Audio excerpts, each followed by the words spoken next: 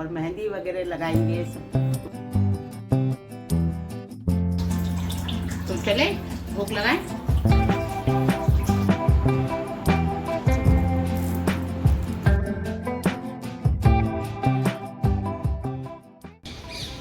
एक और सूर्योदय, एक और नई शुरुआत। सूर्योदय ईश्वर का यह कहने का तरीका है, चलो फिर से शुरू करें।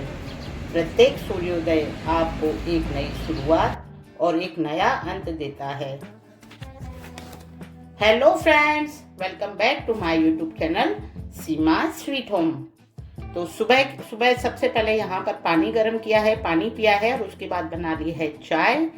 तो सुबह की पहली चाय मैं और आप तो मिलकर चलते हैं आज के सफर पे। तो यहाँ पर चाय बनाने के बाद में लड्डू गोपाल जी आ गए हैं। तो हमने सबसे पहले लड्डू गोपाल जी को पानी पिलाया है, उसके बाद उनको चाय पिलाई है और यहाँ पर मिलवा रहे हैं आपको लड्डू गोपाल जी से, जो कि बहुत दिनों बाद मिले हैं। राधे राधे लड्डू। तो लड्डू गोपाल जी को चाय पिलाने के बाद में हमने चाय पी है और रेडी होकर के निकल गए हैं क्लास के लिए। तो आज ये मैंने कुछ वीडियो पीछे से शूट किया है। ये हमारा अपार्टमेंट है और ये मैं और मेरी फ्रेंड जा रहे हैं फिटनेस क्लास। तो ये हमारा डेली का ही रहता है कि हम सुबह सुबह फिटनेस क्लास पर जाते हैं। हालांकि आप देख सकते होंगे कि मैं इतने ज़्यादा नहीं एक्सरसाइज कर पाती हूँ, लेकिन फिर भी सबके साथ में कोशिश करती हूँ और इससे मेरे को काफ़ी रिलीफ भी है। जो मेरे पैर में प्रॉब्लम है, घुटने में प्रॉब्लम है, उसमें बहुत आराम भी रहता है। तो हमने वहाँ पर पहले एक्सरसाइज की है। हालांकि नवरात्रे चल रहे हैं, व्रत भी हैं, लेकिन फिर भी हम लोग नहीं अपनी क्लास छोड़ रहे हैं। उन्होंने भी व्रत किया है, मेरी फ्रेंड ने भी, मेरे भी व्रत चल रहे हैं, फिर भी हम डेली क्लास जा रहे हैं। और उसके बाद में आकर के घर पे करेंगे अपने डेली के जो भी काम हैं वो। लेकिन अभी कुछ ऐसा हो रहा है कि पूजा पाठ का कुछ ज़्यादा ही टाइम लग रहा है उसमें, तो ज़्यादा कुछ नहीं कर पाएंगे। और सबसे बड़ी बात है, व्रत उपवास है, नवरात्रे हैं, तो ना कुछ ज़्यादा लहसुन प्याज का बना पाएंगे। तो सिंपल जो भी हम डेली का जो भी अपना सिंपल सादा खाना बनाएंगे वही आपके साथ शेयर करेंगे। जो भी हम पूजा पाठ करते हैं डेली से वही शेयर करेंगे। भाई हम जो भी कर रहे हैं वही आपके साथ शेयर करते हैं।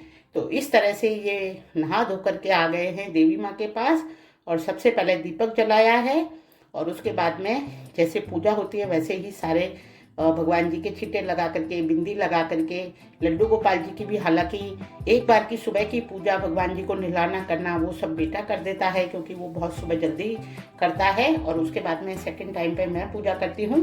तो जो देवी माँ की मेन पूजा है वो मैं ही करती हूँ, उसमें बहुत ज़्यादा टाइम लगता है। और बेटा तो जैसे शिव जी को नहलाना या लड्डू गोपाल जी को नहलाने का काम वो कर देता है।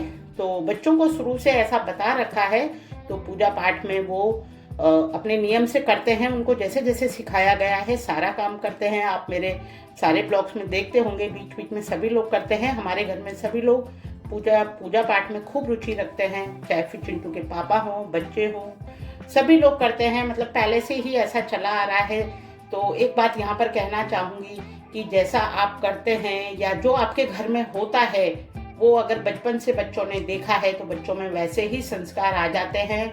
उसमें आपको कुछ नया करने की जरूरत नहीं होती है।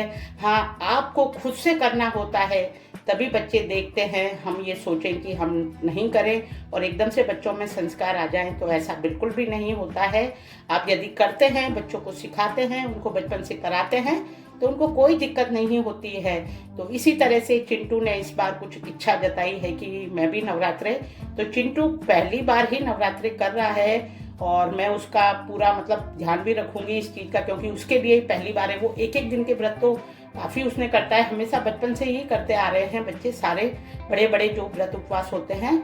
लेकिन नवरात्रे 9 दिन के पूरे रहते हैं और 9 दिन तक बच्चा बाहर भी जा रहा है। उसका टिफिन वगैरह कुछ भी अभी नहीं बन पाएगा, बस फल लेना है और एक टाइम खाना खाना है। तो यहाँ पर ये मैंने कर दी है 11वीं। और 11वीं में जैसा कि हम लोग जितने लोग भी व्रत करते हैं या घर में जो उपवास रहते हैं, तो हम 9 दिन तक हर एक के 2-2 लौंग के जोड़े चढ़ाते हैं। तो वही 11वीं करके यहाँ पर जो माता जी का, देवी माँ का जो भोग प्रसाद होता है वर लगाते हैं। घी, धूप और गूगल वगैरह सभी से 11वीं करते हैं और सभी के लौंग के जोड़े चढ़ाते हैं। तो जैसे घर पे कोई एब्सेंट भी रहता है, इसके पापा बाहर रहते हैं, तो जो मेन पूजा होती है, ग्यारह होती है, वही एक जना भी सभी के लौंग के जोड़े चढ़ा सकता है। तो इस तरह से मैंने सभी के लौंग के जोड़े चढ़ाए हैं, 11 की है और उसके बाद में आरती की है। और इस तरह से ये मेरी देवी माँ की पूजा, तो अभी 9 दिन तक डेली इसी तरह से पूजा पाठ रहेगा।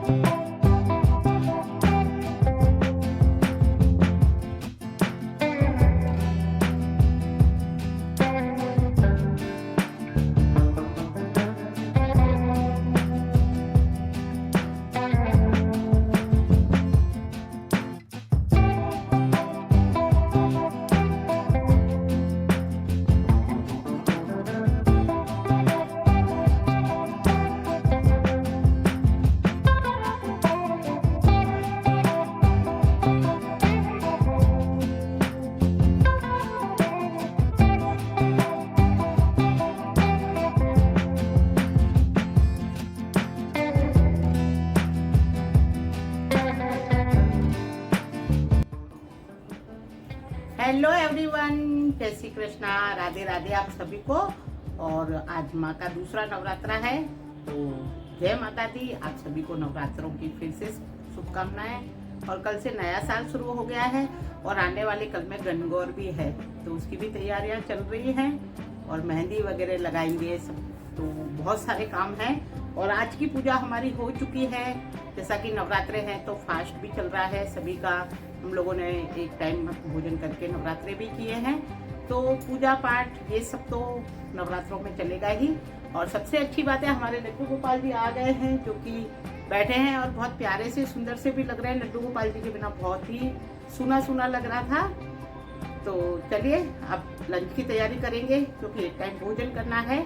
तो वही अभी सुबह का पूजा पाठ हुआ है, जैसा कि आपके साथ शेयर किया है और आगे भी करते रहेंगे। तो सबसे पहले आपको लड्डू गोपाल जी से मिलवा देते हैं। तो यहाँ पर ये हमारी देवी माँ बैठी है,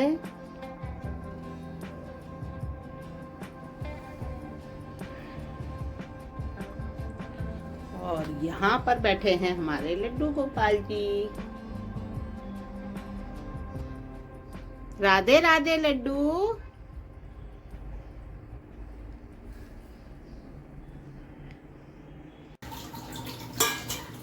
तो यहाँ पर रेडी हो चुका है हमारा लंच। तो ये बना लिए हैं मैंने चावल, दाल, अरहर की, पत्ता गोभी की सब्जी, मिर्ची फ्राई की है, खीरा टमाटर का सलाद और चपाती, फुली फुली चपातियाँ। तो लग चुकी है हमारे लड्डू गोपाल जी की थाली। तो ये चावल, तुअर की दाल, पत्ता गोभी की सब्जी, सलाद और घी बूरा और चपातियाँ साथ में है फ्राई की हुई मिर्ची। और अब देंगे पानी और तुलसी दल।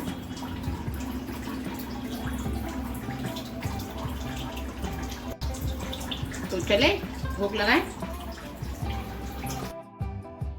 तो इस तरह यहाँ पर ये सादा सिंपल सी थाली रेडी हो गई है। और सबसे पहले लड्डू गोपाल जी को भोग लगा दिया है और उसके बाद में चिंटू भी आ गया था। तो सबसे पहले मैं चिंटू का व्रत खुलवाऊंगी, उसको खाना खिलाऊंगी, क्योंकि जब व्रत उपवास होता है तो आप एक साथ बैठ करके खाना नहीं खा सकते हो, क्योंकि हम 2 ही लोग हैं घर में। और यदि अचानक से कोई आ जाए, बैल बज जाए, कोई फ़ोन आ जाए या आपको किसी चीज़ की ज़रूरत है तो फिर दिक्कत हो जाती है, क्योंकि व्रत खोलते समय आप थाली छोड़ करके उठ नहीं सकते हो। तो इसलिए मैंने सबसे पहले चिंटू को खाना खिलाया है, तब तक मैंने दूसरे काम निपटाए हैं। और उसके बाद में मैंने व्रत खोला है और उसके बाद हमने मेहंदी लगवाएंगे। तो खाना खाने के बाद में जैसे टाइम दे रखा था, एक बच्ची है, लड़की है, मतलब कि वो आती है, हालांकि मेरे लिए बच्ची जैसी है, तो मैं उसे लीना नाम से ही बोलती हूँ, उसका नाम है लीना।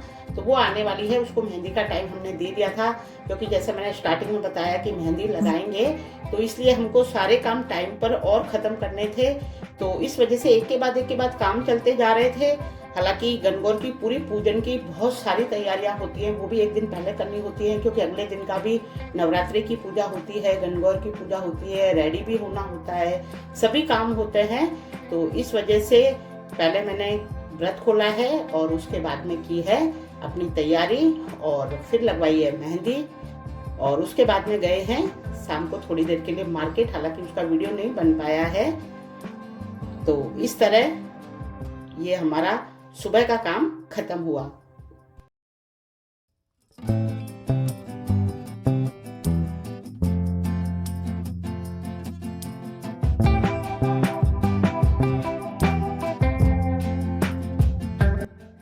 तो यहाँ पर ये लग चुकी है हमारे मेहंदी, और हमारी सारी पूजन की तैयारियां भी हो चुकी हैं।